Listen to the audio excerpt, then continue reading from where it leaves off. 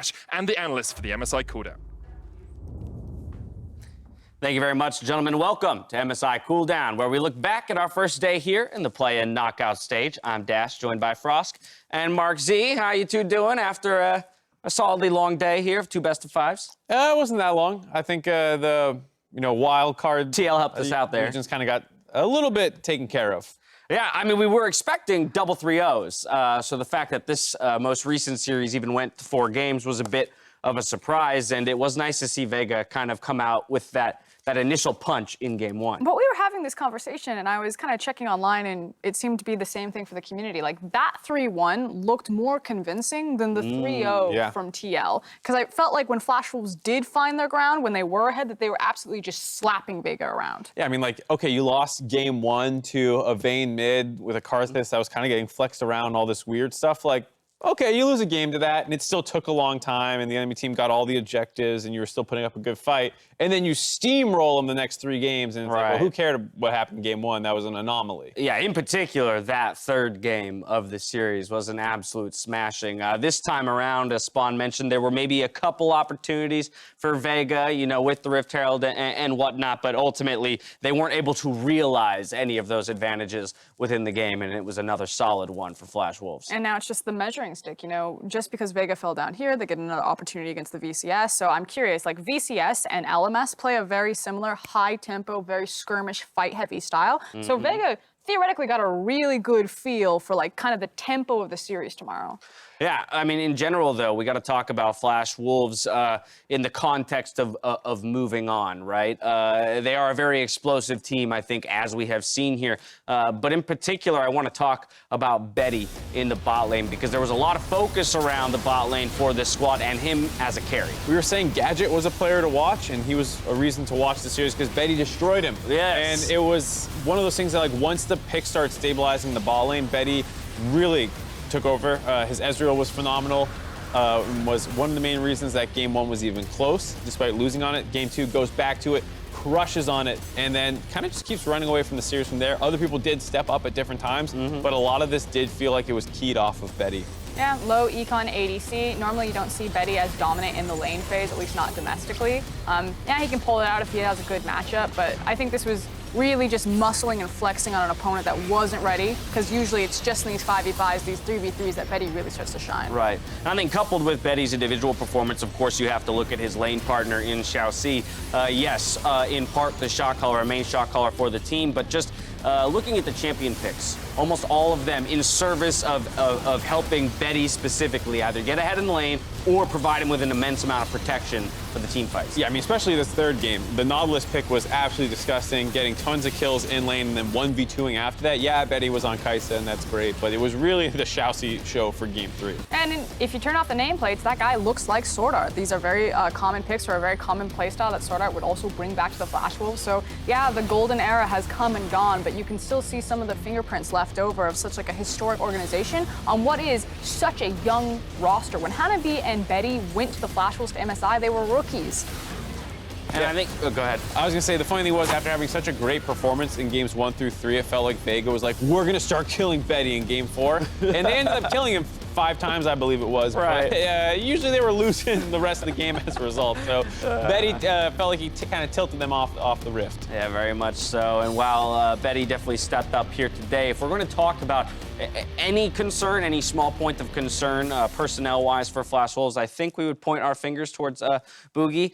I mean, you look at Flash Wolves historically, and you're looking at a player like Kai'Sa, right? As an absolute star jungler. So already big shoes for someone like Boogie to fill, and he is very much a rookie, in particular on the international stage. And we saw a couple of indicators there of maybe some nerves throughout the series today. I'm going to say it looked like calm problems to me. That Elder Dragon in particular really stands out. The fact that he went for the smite steal, when if he had gone for the team fight, it probably would have been a completely different story. I think it's just a very kind of solo queue mentality. This is an experience issue that the more time that this guy has with this roster, I think he'll start to fall in line. And I think you could see that he had good lane ganks and a lot of the times set Betty up for some of those early kills and stuff like that. But when you come to the more complex calls, like you're saying, what do you do around like a stalled out Elder Dragon or at a Baron buff and those kinds of things?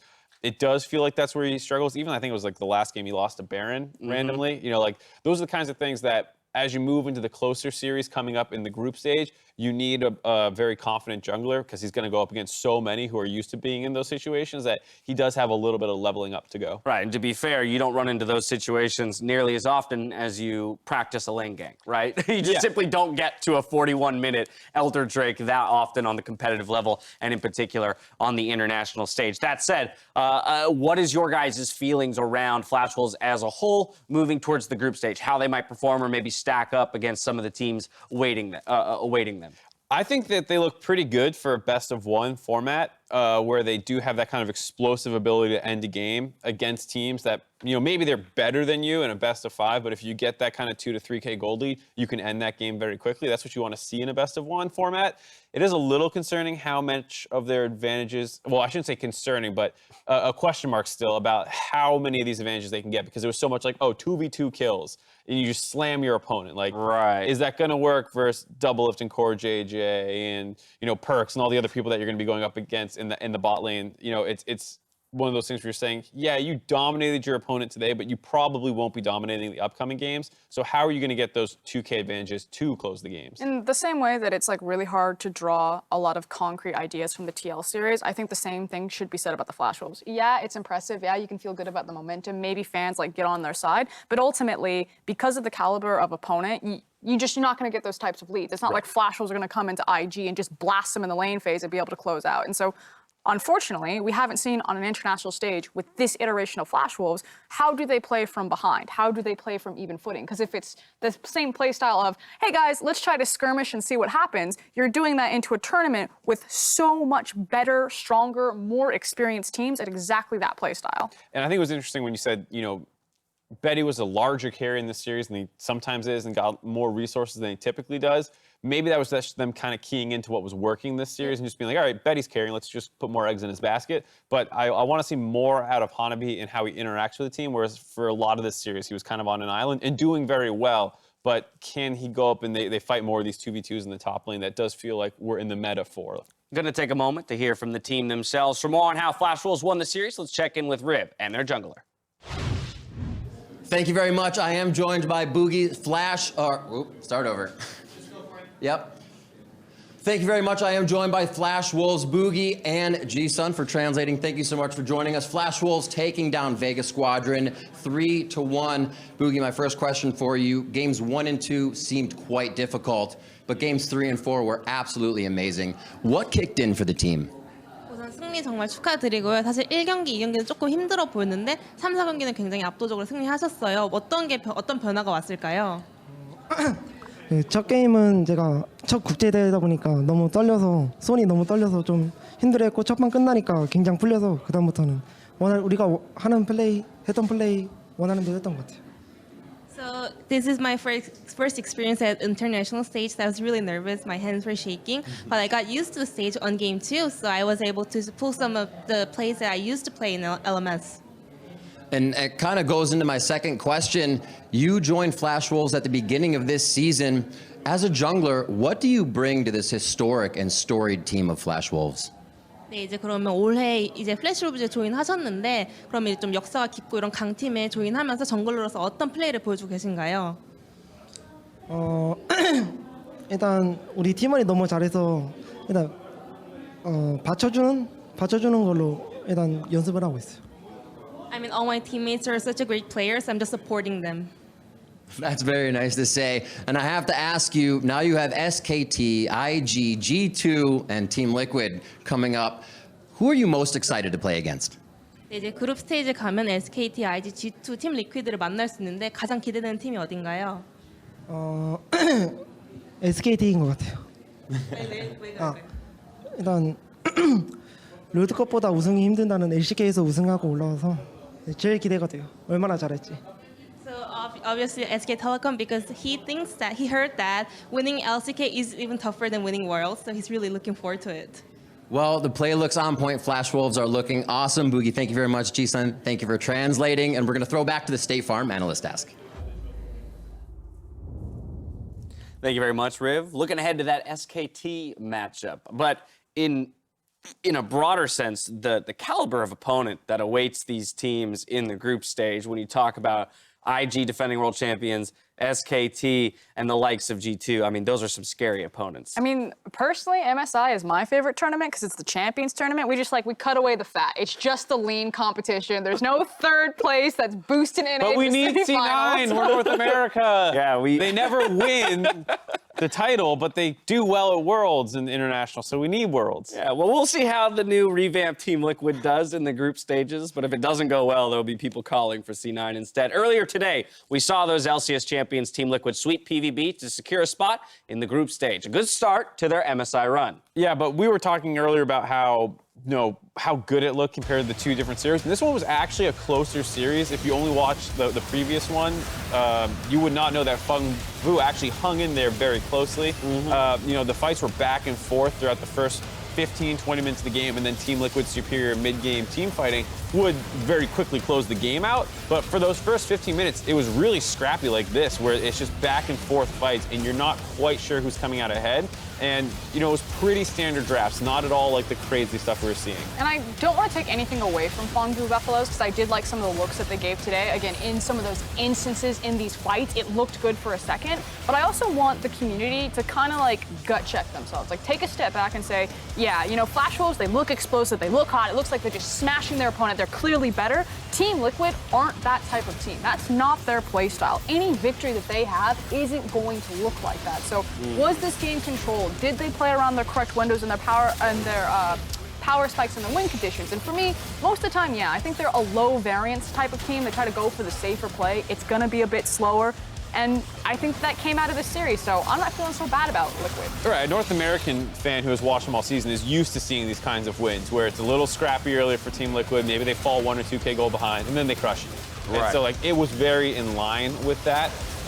And I think, some of it for Feng Vu fans, you would have liked to have seen your team play around their win conditions a little bit better. That second game in particular, having such a strong top side of the map and taking forever to try and exploit it. Those are the kinds of things that moving forward in this tournament, especially for tomorrow, Feng Vu's going to want to clean up. And Frost, it was mentioned that we didn't see as crazy picks in this first series, TL versus PVB, as we did perhaps in the Flash Wolves series. But I do want to talk about the way that TL approached this best of 5, because there were questions around, would Impact go back to some of those tanks who have received small buffs in the lead up to the tournament, or would he kind of choose to go the way of the rest of the top laners in the tournament and expand that champion pool into more carries? If we're to use those 3 games as an indicator, TL is looking to adapt to the tournament meta and attempt to play that. Or at least have the viable option to do so. I also really like the pivot of taking the Akali and Jinsen showcasing that on the international stage. I like the fact that when Sonateric wasn't give it to him, that they were fine to just play the champion paired up with the Tristana. So I like the different looks that I got from TL, and I'm not really concerned for them. I prefer when they play around their bot lane, it's like gangplank in the top lane, but if I don't get that every time, I'm not immediately slamming down the panic button for TL's top lane. Yeah, I think this was that's kind of how the series was for me. I'm not slamming the panic button, but I'm not necessarily thrilled as, the kind of jaded North American fan. Who hurt you guys? TL did, just last year. NA fans are just That's who.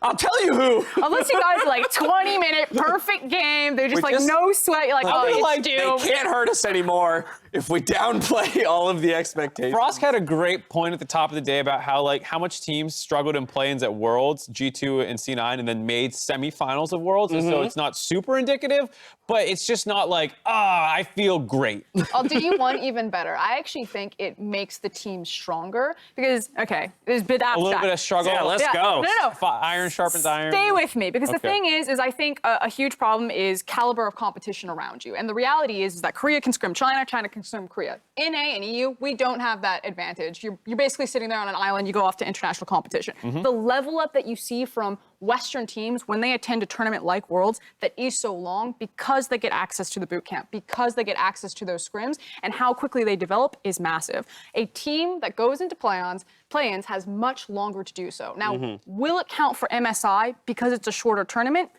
Maybe not as much, but definitely for Worlds. So when you see your teams going to play-ins, I'd be like, thank God, we've got extra scrim time. This is basically playing a whole nother split. It's fine. Yeah, I'm happy they're in play-ins. And I think, about the whole, did it inspire a ton of confidence? It's what we've seen out of Team Liquid. We know they're a great mid-game team fighting team.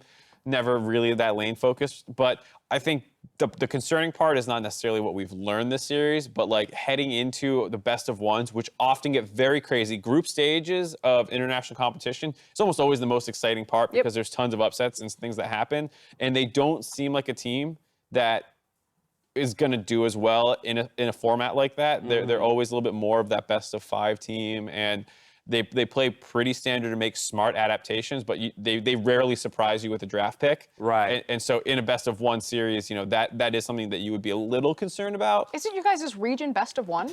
It is best of 1, but they also lost. But TL's not. Would not be considered the best of 1 team in the region. C9 would probably be largely considered the team that, given a game against any other team in the world, has the highest likelihood of taking that game, TSM this last season where they played a lot weirder. The point overall is just that, like, if it is PVB that makes it through and it is, you know, Flash Wolves, you know, they already got it is through, Flash but, Wolves and TL. Yeah. Like, those teams are both very explosive in the early game, and like one of those games that PVB played today could have been won if they were a little bit better in the mid game. And those are the kinds of games in the best of 1 that haunt you. When you drop that one game you shouldn't have dropped, and now you're not getting through because it's a super tight field. Right. I think for me, as we talk about the 3-0, that scoreline does not necessarily inspire confidence. I think what does inspire confidence more than anything is what Riv heard from Kane at the top of the day around the things that they had worked on, which were specifically expanding champion pools, becoming more aggressive as a team, looking to close things out. I mean, it was a relatively quick series in terms of average game time, so that when they did have leads, they were able to close it out quicker than they typically were within our region domestically. And beyond that, it was evident to me, based on the Akali play and the 3 unique champions in the top lane for Impact, that they are putting time and effort into expanding those champion pools. Now the question is just, have they leveled those things up to a degree that they can actually be competitive against the top regions in the world? And I mean, the same thing's kind of true for Flash Wolves for me as well, where it's just like, yeah, Team Liquid, there's still some question marks, but they looked pretty good. For Flash Wolves, it's going to be a really tight battle, I think, against Team Liquid for probably that 4th seed in group stage. I don't think either of the emerging region teams that we've seen play in the play-in so far have a chance of getting out. And I think G2 is really good. I think IG and SKT are really good. And so who's going to join them? And I think Flash Wolves looked, like we said, like the better, more dominant series so far. And we'll get a better gauge of how that relates when the two teams they beat play tomorrow. I mean, I feel like I need to give you guys like a pep talk to build you up. Did you not think Flash Wolves looked good? No, but I'm just like, you remember that TL was a single tiebreaker game last time for making group stage. But it was, they had always So let me then just ask it to you this way, Frost. Based on the 2 series we saw today, which one inspired more confidence in you? Which team do you think is better, Flash Wolves or Team Liquid, coming out of our 2 series today? I'm going to say TL. So you are going to say, okay, well then that's fine. Did you expect something else? Well, I mean, earlier we were talking about how the series for Flash Wolves, even though 3-1, felt more dominant.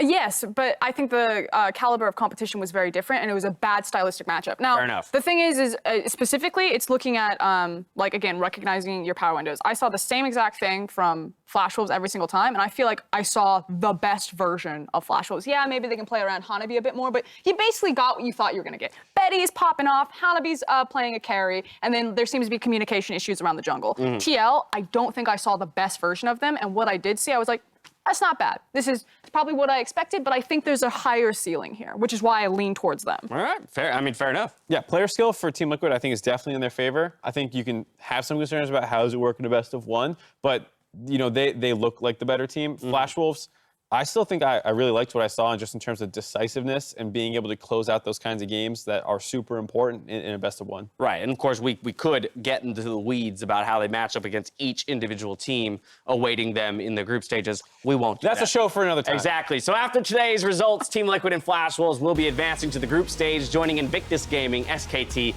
and G2 Esports. Tomorrow, Fongvu, Buffalo, and Vega Squadron return to the stage to fight for that last spot, with the VCS champions looking to bounce back in front of the home crowd. Let's preview that final best of 5 here in the play-in knockout stage.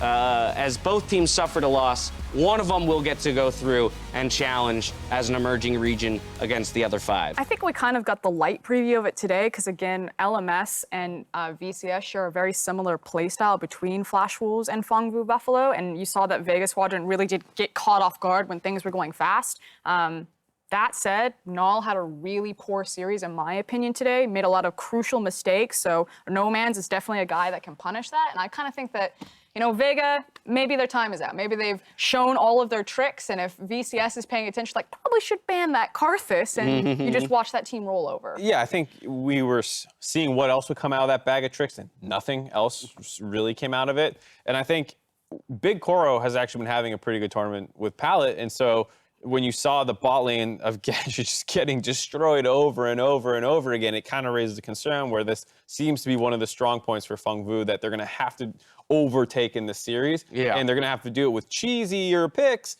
that you've already shown. I would never expect Vega to get their Game 1 draft from this series again. Possibly an iteration of that Game 2 draft where maybe they can shore up a couple of the misgivings of it. But even then, that's one game of a best of 5. So the both of you would call the favorites in this matchup Fangwu Buffalo. We did say they were in the better of the 2 groups anyway when it came to the play-ins. Yep, definitely would give it to Fangwu. I think the fact that they can mechanically go toe-to-toe with one of the top major, or the best region. The best region in the world? Yeah, best region in the world. Best team the from a one. major region is what I meant to say. Best team from a major region. The fact that they didn't get outclassed mechanically, so it was just purely mid-game team fighting, is a good sign when you go up against the LCL representatives. Well, that series comes tomorrow. Game 1 starts at 3 a.m. Pacific time. That's a change from today. That is 12 p.m. Central European Summer Time. So be sure to tune in for the countdown 30 minutes before all of that, and action begins. Now for myself, the casters, the entire live broadcast crew, thank you for watching. We'll see you tomorrow for more of MSI 2019.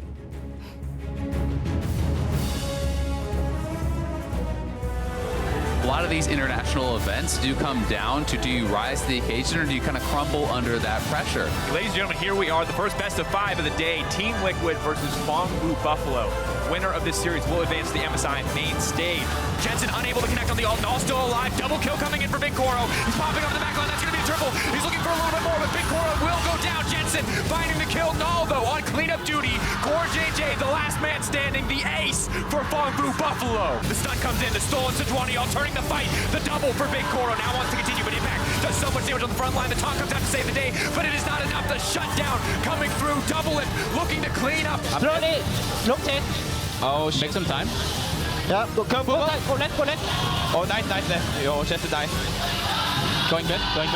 Jen's gonna leap forward, they're gonna try to take down Null, double ups as well. Zeros is ulting, but none of the members he needs to hit. They've gotten golden, the Cosmic Radiance is everything that they needed. Big Koro knockback, double ups continue to clean up. Him and Jensen running through the enemy team. One more reset on the jump. TL dominate PVB on home soil, and they will qualify for the MSI main stage. Flash Wolves take on Vega for a position in the MSI main stage. Gets stunned up, looking for the Void Rush as well, who go on but already he's dead. Rather taken out by Sanchez. No Man's continues to push forward here, the final hour, maybe the final shot into the hearts of Flash Wolves in this game. Boss looking to rejoin the fight. Betty gets the kill onto an Anasik. No Man's caught out as well. Flash Wolves find the double. Vega Squadron caught out in their own jungle. Boogie flashes forward with the knock-up, and it's all Betty all the time. Rather steals away the unstoppable on top. Betty's on the back line, and Gadget's caught out. Gadget trying to do what he can, but Betty just on a rampage. Surima's shuffle comes out, and Flash Wolves continue the fight, and Anasik has to flash away. This is just devastation. This isn't even funny, as we see No Man's trying to slide onto the back line, but it's all Flash Wolves. There's nothing you can do. No Man's there with the unleashed power. They take down Betty. That's one. Boogie jumps onto the back line, though. Gadget, shockwave back, will fall, and Flash Wolves find the fight. Hanabi can just open up machine gun rides onto the faces of Vega. By Hanabi, though, trying to catch Gadget and Nomads. He can just 1v3 this. Gadget's done. Hanabi, he's styling on some fools right now. Can they do it? He says, I'm pretty sure they can. Hanabi takes the Nexus, and Flash Wolves are going to the main stage. Yeah, I guess you can shrouds and you swing your sword around. It's like, I'm scything. I also wish we had the camera on you and that is the outtake.